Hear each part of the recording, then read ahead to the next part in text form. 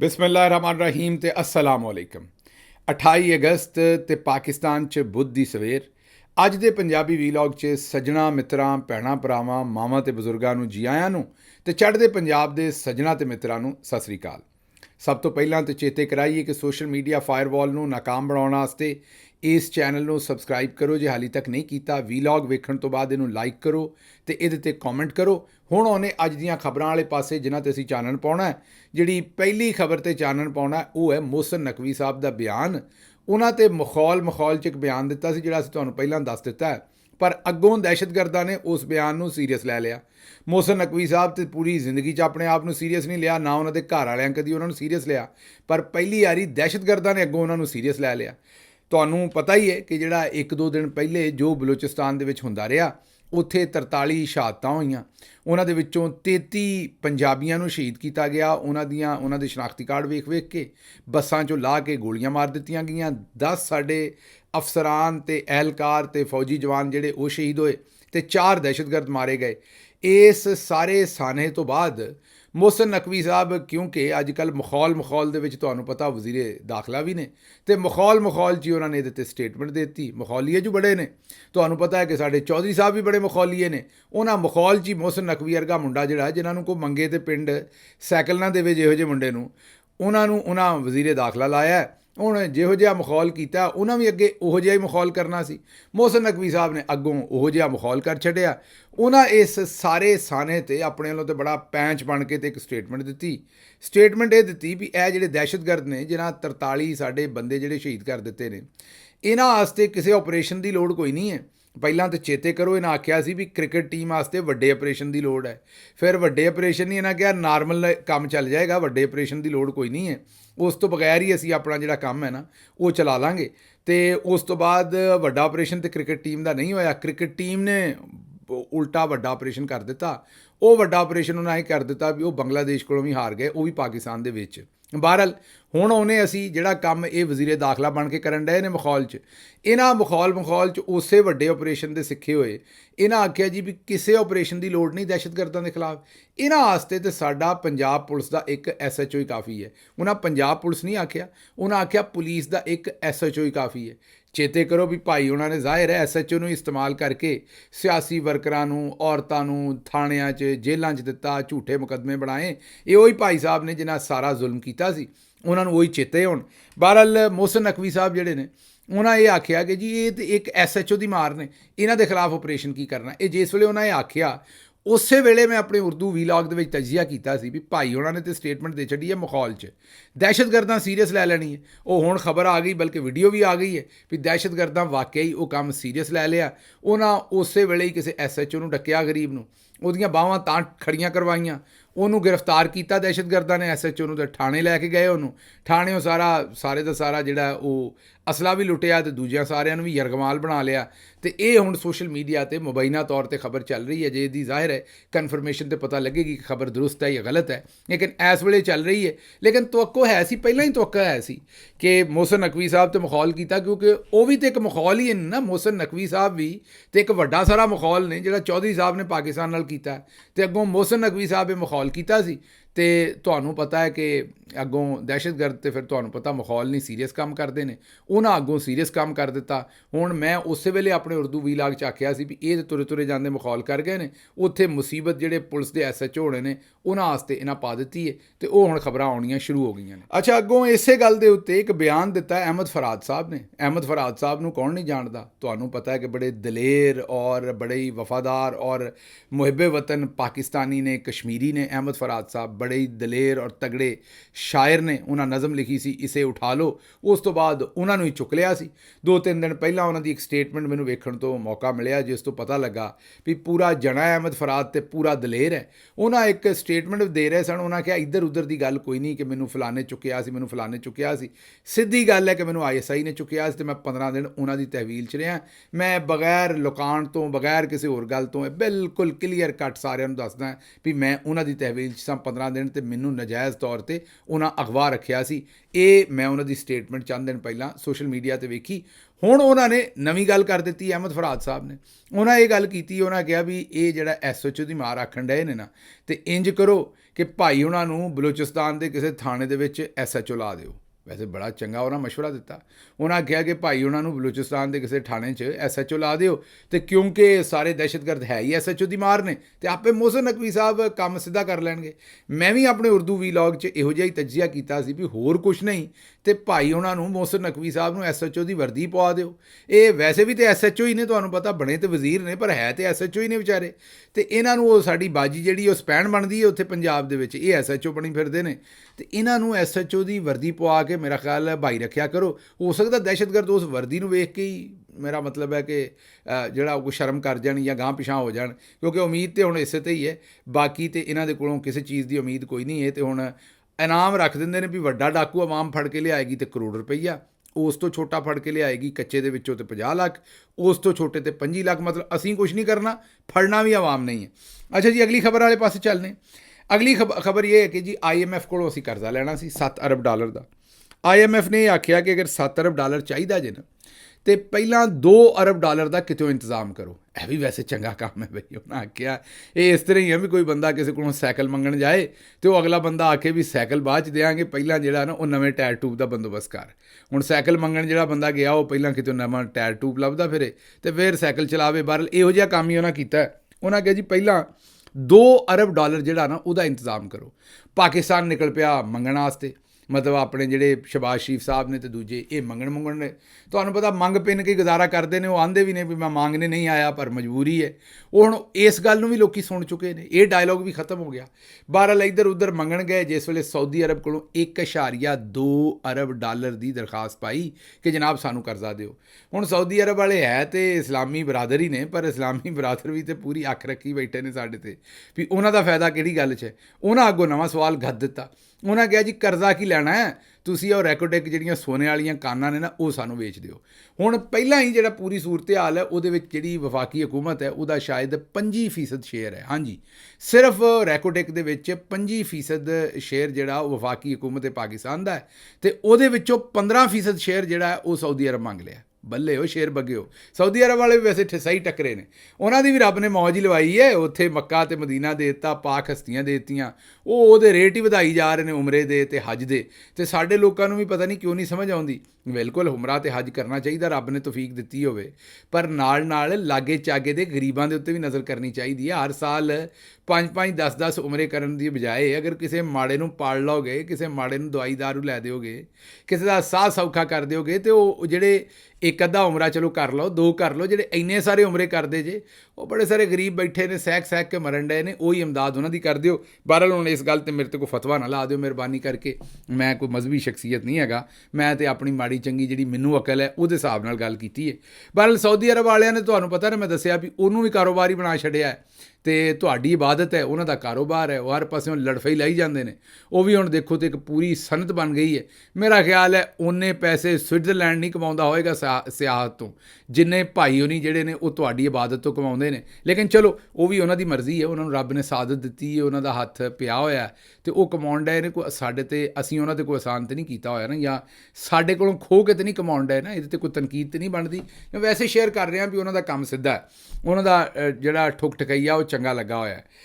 ਅੱਛਾ ਜੀ, ਇਹਦੇ ਵਿੱਚ ਅਸੀਂ ਜਿਹੜੀ ਤੁਹਾਨੂੰ ਸਿਰਫ ਇਹ ਦੱਸਣੀ ਹੈ ਵੀ ਸਾਡੀ ਜਿਹੜੀ ਅਸ਼ਰਾਫੀਆ ਹੈ ਇਹ ਆਪਣੀਆਂ ਸ਼ਾਹ ਖਰਚੀਆਂ ਕਰਨ ਵਾਸਤੇ, ਹੁਣ ਅਗਰ ਕੋਈ ਇੱਕ ਅੱਧੀ ਕੋਈ ਸ਼ੈ ਪਾਕਿਸਤਾਨ ਦੇ ਵਿੱਚ ਰਹਿ ਗਈ ਹੈ ਰੈਕੋਟੈਕ ਸ਼ੈਕੋਟੈਕ, ਜਿਸ 'ਚੋਂ ਕੋਈ 4 ਰੁਪਈਏ ਆਉਣੇ ਨੇ, ਵੇਖੋ ਉਹਦੇ ਵੀ 15% ਸ਼ੇਅਰ ਜਿਹੜੇ ਨੇ ਉਹ ਵੇਚ ਡਏ ਨੇ। ਮਤਲਬ ਕਿ ਜਦੋਂ ਭੁੱਖੇ ਨੰਗੇ ਹੋ ਜਾਈਏ ਤੇ ਫਿਰ ਹਰ ਦੂਜਾ ਮੁਲਕ ਆਪਣੀ ਮਰਜ਼ੀ ਦਾ ਸੌਦਾ ਕਰਦਾ ਹੈ, ਤੇ ਸਾਡੀ ਗੈਰਤ ਹੋਵੇ ਜਾਂ ਸਾਡੀ ਕੋਈ ਵੀ ਸ਼ੈ ਹੋਵੇ ਉਹਦਾ ਸੌਦਾ ਉਹਨਾਂ ਆਪਣੀ ਮਰਜ਼ੀ ਦੇ ਹਿਸਾਬ ਨਾਲ ਕਰਨਾ ਹੈ, ਤੇ ਅਸੀਂ ਕਰਵਾਉਣਾ, ਕਿਉਂਕਿ ਸਾਨੂੰ ਰੁਪਈਏ ਚਾਹੀਦੇ ਨੇ। ਤੇ ਹੁਣ ਇਸ ਅਲੀਟ ਔਰ ਅਸ਼ਰਾਫੀਆ ਦੀਆਂ ਅਯਾਸ਼ੀਆਂ ਪੂਰੀਆਂ ਕਰਨ ਵਾਸਤੇ ਇਹ ਅਸੀਂ ਹੁਣ ਰੈਕੋਟੈਕ ਦੇ ਜਿਹੜੇ 15% ਸ਼ੇਅਰ ਜਿਹੜੇ ਨੇ ਉਹ ਸਾਊਦੀ ਅਰਬ ਨੂੰ ਵੇਚਾਂਗੇ, ਪਰ ਇਹਦੇ 'ਚੋਂ ਲੱਗੇਗੀ ਬੜੀ ਵੱਡੀ ਦਿਹਾੜੀ, ਕਿਉਂਕਿ ਇਹ ਹੁਣ ਵੇਚਣ ਵਾਸਤੇ ਇਹਦੀ ਕੀਮਤ ਕਿਹਨੇ ਰੱਖਣੀ ਹੈ? ਕੀਮਤ ਤੈਅ ਕਰਨੀ ਸ਼ਰੀਫ ਖਾਨਦਾਨ ਨੇ।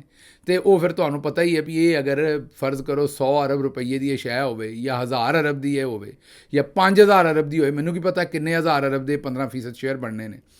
ਤੇ ਉਹਦੇ 'ਚੋਂ ਆਪੇ ਹੀ ਸੋਚ ਲਓ ਵੀ ਜੇ 5% ਵੀ ਕਮਿਸ਼ਨ ਸ਼ਰੀਫ ਟੱਬਰ ਲਵੇ ਤਾਂ ਕਿੰਨਾ ਬਣਨਾ ਹੈ।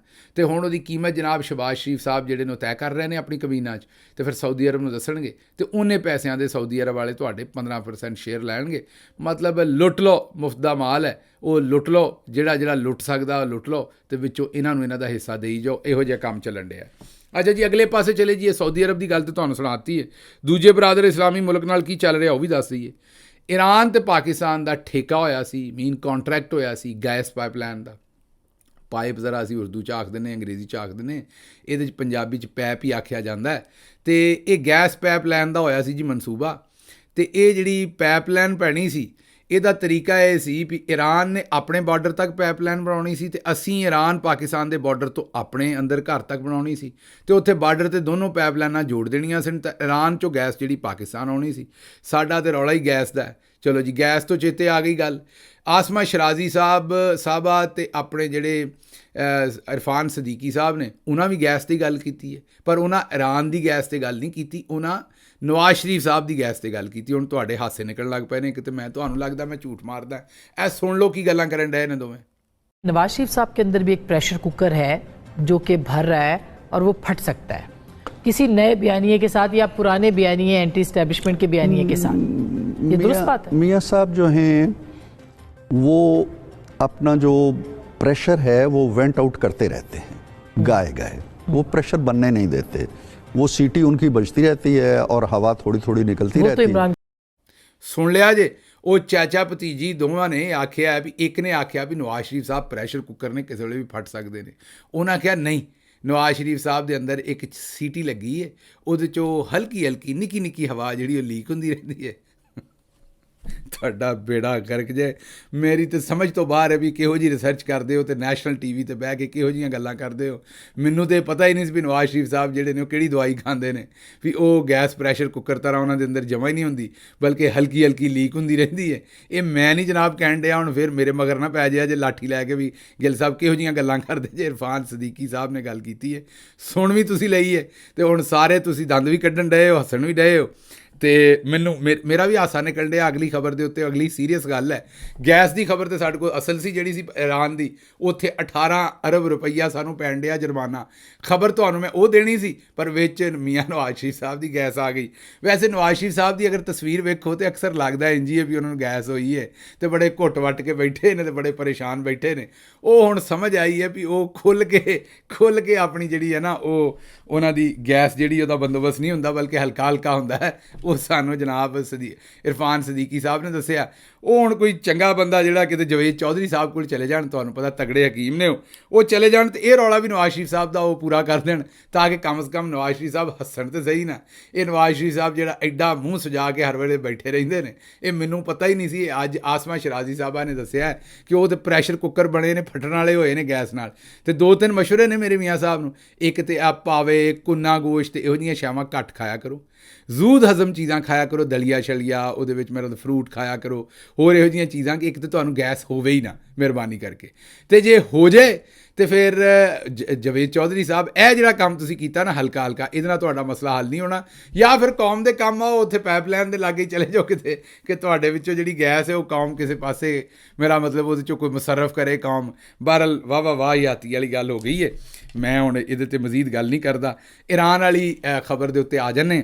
ਈਰਾਨ ਦੀ ਖਬਰ ਇਹ ਹੈ ਜੀ ਕਿ ਈਰਾਨ ਦੇ ਨਾਲ ਸਾਡਾ ਐਗਰੀਮੈਂਟ ਸੀ ਵੀ ਅਸੀਂ ਆਪਣੀ ਪਾਈਪਲਾਈਨ ਬਣਾਵਾਂਗੇ, ਉਹ ਆਪਣੀ ਬਣਾਉਣਗੇ। ਉਹਨਾਂ ਬਣਾ ਦਿੱਤੀ, ਅਸੀਂ ਬਣਾਈ ਨਾ, ਐਗਰੀਮੈਂਟ ਕੀਤਾ ਅਸੀਂ। ਹੁਣ ਉਹ ਸਾਨੂੰ ਲੈ ਕੇ ਜਾ ਰਹੇ ਨੇ ਫਰਾਂਸ ਦੀ ਅਦਾਲਤ 'ਚ ਕਿ ਇਹਨਾਂ ਸਾਡੇ ਨਾਲ ਮੁਆਹਦਾ ਤੋੜਿਆ। ਅਸਾਂ ਇੱਕ ਵਾਰੀ ਨਹੀਂ 3-4 ਵਾਰੀ ਮੁਆਹਦਾ ਤੋੜਿਆ ਈਰਾਨ ਨਾਲ। ਪਹਿਲਾਂ ਇੱਕ ਟਾਈਮ ਲਾਈਨ ਰੱਖੀ ਸੀ, ਉਹਦੇ 'ਤੇ ਪੂਰੀ ਨਹੀਂ ਕੀਤੀ, ਫਿਰ ਦੂਜੀ ਵਾਰੀ ਰੱਖੀ ਸੀ, ਉਹਦੇ 'ਤੇ ਪੂਰੀ ਨਹੀਂ ਕੀਤੀ। 2014 ਦੇ ਵਿੱਚ ਫਿਰ ਮੁਆਹਦਾ ਕੀਤਾ ਕਿ ਅਗਲੇ 10 ਸਾਲਾਂ 'ਚ ਕਰ ਲਾਂਗੇ। 2024 'ਚ ਉਹ ਵੀ ਪੂਰਾ ਹੋ ਗਿਆ। ਫਿਰ ਉਹਨਾਂ 6 ਮਹੀਨੇ ਹੋਰ ਦਿੱਤੇ, ਹੁਣ ਉਹ 6 ਮਹੀਨੇ ਉਹ ਵੀ ਪੂਰੇ ਹੋ ਗਏ ਸੀ। ਕੋਈ 3-4 ਵਾਰੀ ਮੁਆਹਦਾ ਤੋੜ ਦਿੱਤਾ। ਹੁਣ ਉਹਨਾਂ ਤੰਗ ਆ ਕੇ ਸਾਨੂੰ ਫਾਈਨਲ ਨੋਟਿਸ ਭੇਜਿਆ ਕਿ ਜੀ ਤੁਹਾਨੂੰ 18 ਅਰਬ ਰੁਪਈਏ ਦਾ ਹਰਜਾਨਾ ਹੋਏਗਾ, ਅਤੇ ਅਸੀਂ ਫਰਾਂਸ ਦੀ ਅਦਾਲਤ ਜਾ ਰਹੇ। ਅਤੇ ਹੁਣ ਸ਼ੇਰ ਬੱਗੇ ਇੱਕ ਹੋਰ ਤੁਹਾਨੂੰ ਪਤਾ ਹੈ ਕਿ ਕੇਸ ਵੀ ਭੁਗਤਣਗੇ, ਅਤੇ ਪਹਿਲਾਂ ਵੀ ਅਸੀਂ ਰੈਕੋਟੈਕ 'ਚ ਵੀ ਜੁਰਮਾਨੇ ਦਿੱਤੇ ਨੇ, ਤੁਹਾਨੂੰ ਪਤਾ ਹੀ ਇਹ ਕੋਈ ਨਵਾਂ ਕੰਮ ਤਾਂ ਸਾਡਾ ਹੈ ਨਹੀਂ। ਅੱਛਾ ਜੀ, ਡਾਨ ਦੇ ਸਹਾਫੀ ਨੇ ਬੜੇ ਤਗੜੇ, ਸਨਾਉੱਲਾ ਖਾਨ ਸਾਹਿਬ ਬੜੇ ਤੱਤੇ ਵੀ ਨੇ, ਤਗੜੇ ਵੀ ਨੇ, ਅਤੇ ਚੰਗੇ ਸਹਾਫੀ ਵੀ ਨੇ। ਸਨਾਉल्ला ਖਾਨ ਸਾਹਿਬ ਨੇ ਕਿਹਾ ਹੈ ਕਿ ਆਇਲ ਤੇ ਗੈਸ ਦੀ ਤਲਾਸ਼ ਦੇ ਵਿੱਚ ਤਮਾਮ ਗੈਰ ਮੁਲਕੀ ਕੰਪਨੀਆਂ ਜਿਹੜੀਆਂ ਨਾ, ਜਿਹੜੀਆਂ ਤੇਲ ਸ਼ੇਲ ਔਰ ਗੈਸ ਇੱਥੇ ਲੱਭਣ ਡਈਆਂ ਸੀ, ਉਹ ਪਾਕਿਸਤਾਨ ਛੱਡ ਕੇ ਚਲੀ ਗਈਆਂ ਨੇ। ਉਹ ਨਾਕਾਮ ਹੋਏ ਹੋਣੇ ਨੇ, ਚਲੇ ਗਏ ਹੋਣੇ ਨੇ, ਜਾਂ ਇਹਨਾਂ ਨੇ ਜਿਹੜੇ ਮਾਹੌਲ ਪੈਦਾ ਕਰ ਦਿੱਤਾ ਉਹਦੀ ਵਜ੍ਹਾ ਤੋਂ ਚਲੇ ਗਏ ਨੇ। ਬਹਰਹਾਲ ਇਹਨਾਂ ਕੰਪਨੀਆਂ ਨੂੰ ਵੀ ਪਤਾ ਨਹੀਂ ਲੱਗਾ ਮੀਆਂ ਸਾਹਿਬ ਦੀ ਗੈਸ ਵਾਲੀ ਗੱਲ, ਜੇ ਪਤਾ ਲੱਗਦੀ ਉਹਨਾਂ ਗੈਸ ਕੱਢ ਲੈਣੀ ਸੀ। ਬਹਰਹਾਲ ਚਲੋ ਚੰਗਾ ਹੋਇਆ ਵੀ ਉਹਨਾਂ ਨੂੰ ਪਤਾ ਨਹੀਂ ਲੱਗਾ, ਪਹਿਲਾਂ ਹੀ ਪਾਕਿਸਤਾਨੋਂ ਨਿਕਲ ਗਏ ਨੇ, ਮੀਆਂ ਸਾਹਿਬ ਬਚ ਗਏ ਨੇ, ਅਤੇ ਉਹ ਇਰਫਾਨ ਸਦੀਕੀ ਸਾਹਿਬ ਉਹਨਾਂ ਦੀ ਜਿਹੜੀ ਹਲਕੀ ਹਲਕੀ ਗੈਸ ਹੈ ਉਹਦੇ 'ਤੇ ਕੰਮ ਕਰ ਰਹੇ ਨੇ। ਅਤੇ ਬਹਰਹਾਲ ਇਹ ਜਿਹੜੀਆਂ ਗੈਸ ਔਰ ਆਇਲ ਦੀਆਂ ਕੰਪਨੀਆਂ ਪਾਕਿਸਤਾਨ ਛੱਡ ਕੇ ਚਲੇ ਗਈਆਂ ਨੇ। ਪਿਛਲੇ ਸਾਲ 8000 ਤੋਂ ਜ਼ਿਆਦਾ ਕੰਪਨੀਆਂ ਪਾਕਿਸਤਾਨ ਦੀਆਂ ਦੁਬਈ ਦੇ ਵਿੱਚ ਰਜਿਸਟਰ ਹੋਈਆਂ ਨੇ, ਇਹ ਸਨਾਉल्ला ਖਾਨ ਸਾਹਿਬ ਆਖਣ ਡਏ ਨੇ। ਇੱਥੋਂ ਇਹਨਾਂ ਬਸ਼ਰਮਾਂ ਦਾ ਆਪ ਅੰਦਾਜ਼ਾ ਲਾ ਲਓ ਵੀ ਇਹਨਾਂ ਪਾਕਿਸਤਾਨ ਦੇ ਨਾਲ ਕਰ ਕੀ ਛੱਡਿਆ ਅਤੇ ਇਹ ਕਰਨਾ ਕੀ ਚਾਹੁੰਦੇ ਨੇ। ਅੱਛਾ ਜੀ, ਅੱਗੋਂ ਸਾਬਰ ਸ਼ਾਕਰ ਸਾਹਿਬ ਦਾ ਟਵੀਟ ਹੈ। ਉਹਨਾਂ ਵਿਜ਼ਨ 2024 ਦਾ ਐਲਾਨ ਕੀਤਾ ਹੈ। ਉਹਨਾਂ ਕਿਹਾ ਜੀ ਵਿਜ਼ਨ, ਇਹ ਤੁਹਾਨੂੰ ਪਤਾ ਨਾ ਵਿਜ਼ਨ ਦਿੰਦੇ ਰਹਿੰਦੇ ਨੇ ਨੂਨ ਲੀਗ ਵਾਲੇ, ਇਹ ਹੁਣ ਵਿਜ਼ਨ ਉਹ ਤੁਹਾਨੂੰ ਚੇਤਾ ਹੀ ਹੈ ਵੀ ਸਾਰੀ ਇਹ ਆਪਕਾ ਵਿਜ਼ਨ ਹੈ। ਉਹਨਾਂ ਕਿਹਾ ਜੀ ਵਿਜ਼ਨ 2024 ਇਹ ਕਿ ਸਹਾਫਤ ਤਬਾਹ, ਕ੍ਰਿਕਟ ਤਬਾਹ, ਸਿਆਸਤ ਤਬਾਹ, ਅਮਨ ਤਬਾਹ, ਆਇਨ ਤਬਾਹ, ਅਮਨੋ ਅਮਾਨ ਤਬਾਹ, ਨਾਅਹਿਲ ਤਕਰਰੀ ਦਾ ਨਤੀਜਾ ਹੈ ਸਾਰੇ ਦਾ ਸਾਰਾ ਕੰਮ। ਅਤੇ ਉਹਨਾਂ ਕਿਹਾ ਜੀ ਇਹ ਵਿਜ਼ਨ ਹੈ 2024 ਦਾ, ਅਤੇ ਇਹ ਕੰਮ ਜਿਹੜਾ ਉਹ ਜਾਰੀ ਰਹੇਗਾ। ਅੱਛਾ ਜੀ, ਡਾਕਟਰ ਅਵਾਬ ਅਲਵੀ ਸਾਹਿਬ ਨੇ ਦੱਸਿਆ ਵੀ ਇਹ ਜਿਹੜਾ ਟਵਿੱਟਰ ਬੰਦ ਹੋਇਆ ਨਾ, ਇਹਦੇ ਨਾਲ $557 ਮਿਲੀਅਨ, ਤਕਰੀਬਨ 600 ਮਿਲੀਅਨ। ਹੁਣ ਚੇਤੇ ਕਰੋ, ਅਸੀਂ ਸਾਊਦੀ ਅਰਬ ਕੋਲੋਂ $1.2 ਅਰਬ ਮੰਗੇ ਨੇ, ਅਤੇ 500 ਇਹ ਜਿਹੜਾ 600 ਅਰਬ ਹੈ ਉਹਨਾਂ ਦਾ ਬਿਲਕੁਲ ਅੱਧੇ ਪੈਸੇ ਬਣਦੇ ਨੇ। ਇਹ ਅਸੀਂ 3-4 ਮਹੀਨਿਆਂ 'ਚ ਟਵਿੱਟਰ ਨੂੰ ਬੰਦ ਕਰਕੇ ਇੰਨਾ ਨੁਕਸਾਨ ਕਰ ਲਿਆ ਹੈ। ਮਤਲਬ ਕਿ ਜੇ ਕੋਈ ਬੇਵਕੂਫਾਂ ਦੇ ਸਿਰਾਂ 'ਤੇ ਸਿੰਗਤ ਨਹੀਂ ਹੁੰਦੇ, ਇੱਕ ਇੱਕ ਟਕੇ ਨੂੰ ਅਸੀਂ ਰੋਣ ਡਏ ਹਾਂ। ਅੱਜ ਤੁਸੀਂ ਹੁਣ ਸੋਚੋ ਕਿ ਵੀ ਟਵਿੱਟਰ ਕਿਸ ਤਰ੍ਹਾਂ, ਟਵਿੱਟਰ ਦੇ ਉੱਤੇ ਤੁਹਾਨੂੰ ਪਤਾ ਵੀ ਅੱਜ ਕੱਲ੍ਹ ਪੈਸੇ ਆਉਂਦੇ ਨੇ ਪਾਕਿਸਤਾਨੀਆਂ ਨੂੰ, ਜ਼ਾਹਿਰ ਹੈ ਜਿਸ ਵੇਲੇ ਉਹਦੇ ਉੱਤੇ ਉਹ ਆਪਣੇ ਟਵੀਟ ਕਰਦੇ ਨੇ, ਇੰਗੇਜਮੈਂਟ ਕਰਦੇ ਨੇ, ਅਤੇ ਉੱਥੋਂ ਜ਼ਰੇ ਮੁਬਾਦਲਾ ਆਉਣਾ ਬਾਹਰੋਂ, ਟਵਿੱਟਰ ਨੇ ਪੇ ਕਰਨਾ। ਅਤੇ ਉਹ ਤੁਸੀਂ ਹੁਣ ਗੌਰ ਕਰ ਲਓ ਕਿ ਪਾਕਿਸਤਾਨ ਨੂੰ 600 ਤਕਰੀਬਨ ਮਿਲੀਅਨ ਦਾ ਜਿਹੜਾ ਉਹ ਨੁਕਸਾਨ ਹੋਇਆ, ਅਤੇ ਮੰਗਦੇ ਫਿਰਨ ਡਏ ਅਸੀਂ $1 ਅਰਬ ਬਾਹਰੋਂ, ਔਰ ਉਹਦੇ ਵਾਸਤੇ ਆਪਣੇ ਰੈਕੋਡਿਕ ਅਤੇ ਪਤਾ ਨਹੀਂ ਕੀ ਕੁਛ ਵੇਚਣ ਡਏ, ਲੇਕਿਨ ਟਵਿੱਟਰ ਜਿਹੜਾ ਉਹਨੂੰ ਬੰਦ ਕਰਕੇ ਅਤੇ ਇਹ ਨੁਕਸਾਨ ਕੀਤਾ। ਅੱਛਾ ਜੀ, ਖਵਾਜਾ ਆਸਿਫ ਸਾਹਿਬ ਨੇ ਆਖਿਆ ਵੀ ਡਿਜੀਟਲ ਦਹਿਸ਼ਤਗਰਦ ਜ਼ਿੰਮੇਦਾਰ ਨੇ ਹਰ ਗੱਲ ਦੇ। ਉਹਨਾਂ ਕਿਹਾ ਝੂਠ ਫੈਲਾਉਂਦੇ ਨੇ, ਅਤੇ ਉਹਨਾਂ ਕਿਹਾ ਤੁਸੀਂ ਇਹਨਾਂ ਨੂੰ ਨਾ ਵੇਖਿਆ ਕਰੋ, ਤੁਸੀਂ ਅਰਬ ਵਾਲਿਆਂ ਦਾ ਮੀਡੀਆ ਵੇਖਿਆ ਕਰੋ। ਬੱਲੇ ਹੋਏ ਸ਼ੇਰ ਬੱਗਿਆ, ਤੇਰੇ ਤੇ ਰਾਜ਼ੀ ਹੈ। ਬਿਲਕੁਲ ਉਹੀ ਅਰਬ ਜਿੱਥੇ ਲੋਕੀ ਜਾ ਕੇ, ਅਤੇ ਮੇਰਾ ਮਤਲਬ ਨਾਈ ਦਾ ਅਤੇ ਪਤਾ ਨਹੀਂ ਆਪਣਾ ਚੌਕੀਦਾਰ ਦਾ ਅਤੇ ਕਿਹੜਾ ਕੰਮ ਆ ਜਿਹੜਾ ਸੀ ਉਹ ਲੈ ਕੇ ਅਤੇ ਕੰਮ ਕਰਦੇ ਨੇ। ਤੁਹਾਡਾ ਕੰਮ ਉੱਥੇ ਸਿੱਧਾ ਰਿਹਾ ਹੈ, ਤੁਹਾਨੂੰ ਬਿਲਕੁਲ ਸਾਰਾ ਪਤਾ ਹੈ ਵੀ ਉੱਥੇ ਕੰਮ ਜਿਹੜਾ ਸਿੱਧਾ ਰਹਿੰਦਾ ਹੈ।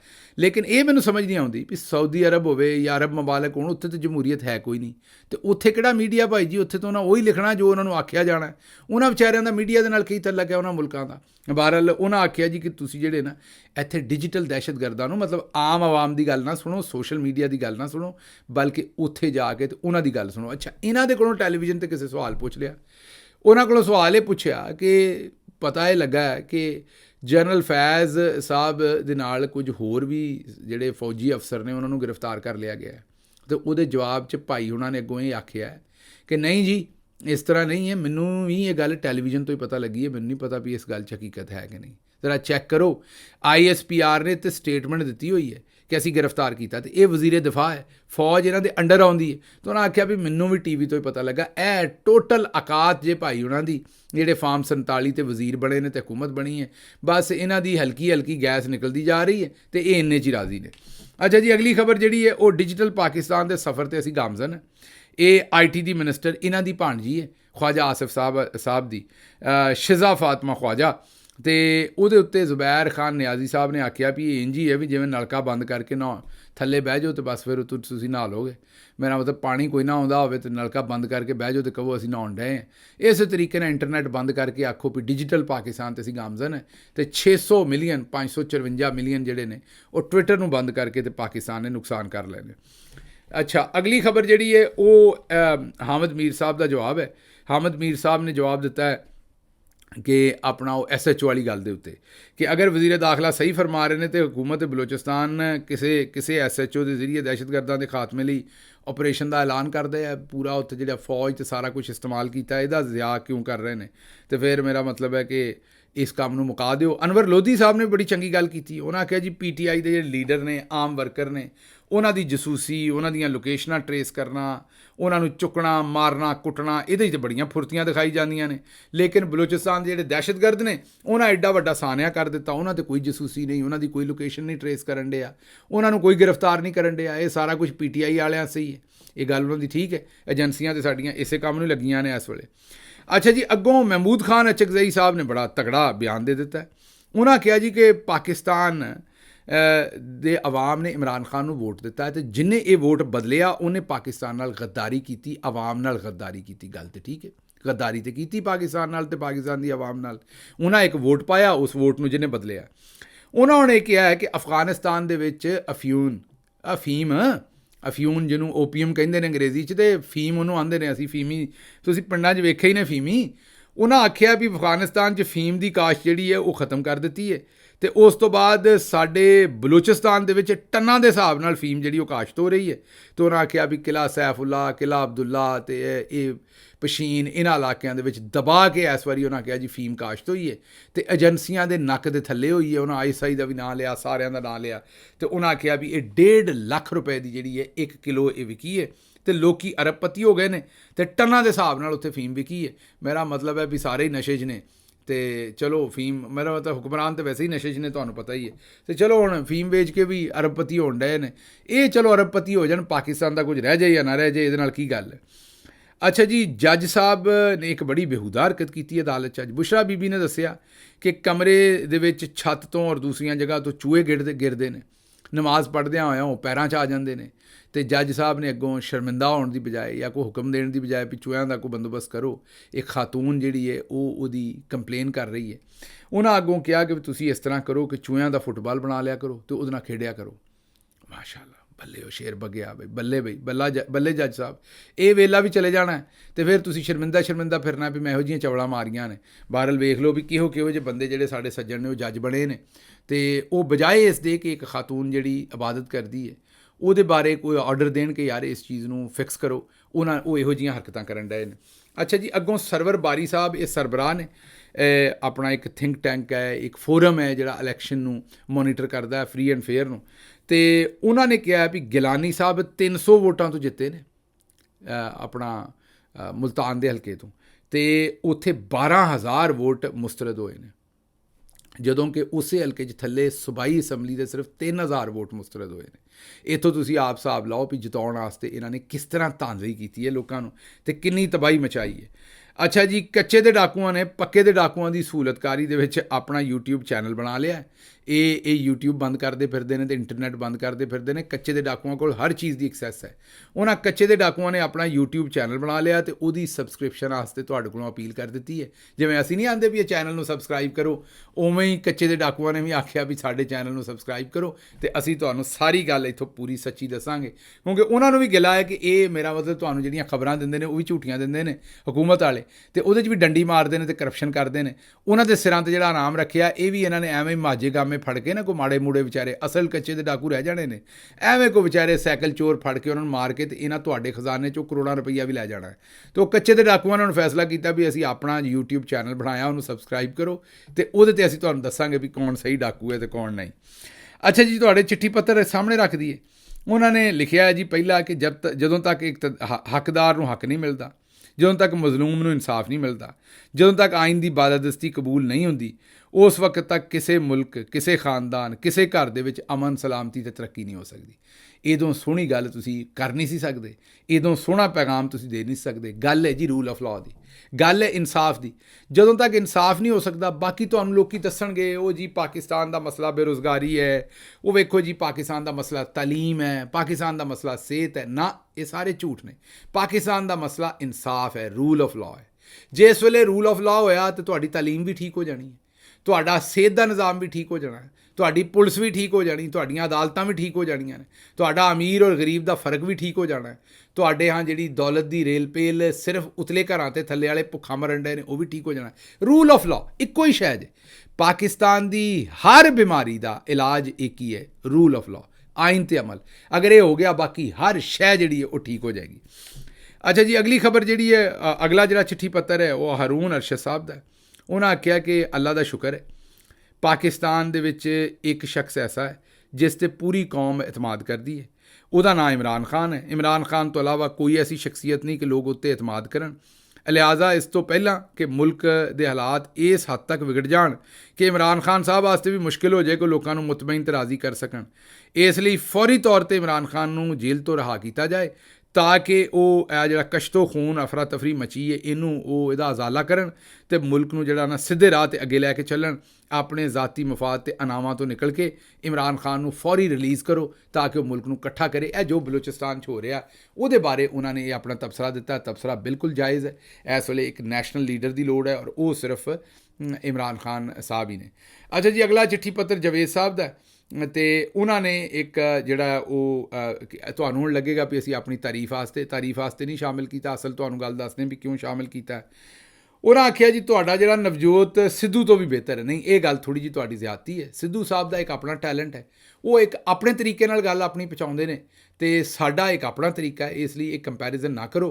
ਅਤੇ ਸਿੱਧੂ ਸਾਹਿਬ ਜਿਹੜੇ ਨੇ ਉਹ ਅਸੀਂ ਬਿਲਕੁਲ ਇਹ ਨਹੀਂ ਕਹਾਂਗੇ ਕਦੀ ਵੀ ਸਾਡਾ ਕੰਮ ਉਹਨਾਂ ਤੋਂ ਬਿਹਤਰ ਹੈ। ਉਹਨਾਂ ਦੇ ਵਿੱਚ ਇੱਕ ਆਪਣਾ ਰੱਬ ਨੇ ਟੈਲੈਂਟ ਦਿੱਤਾ ਹੈ।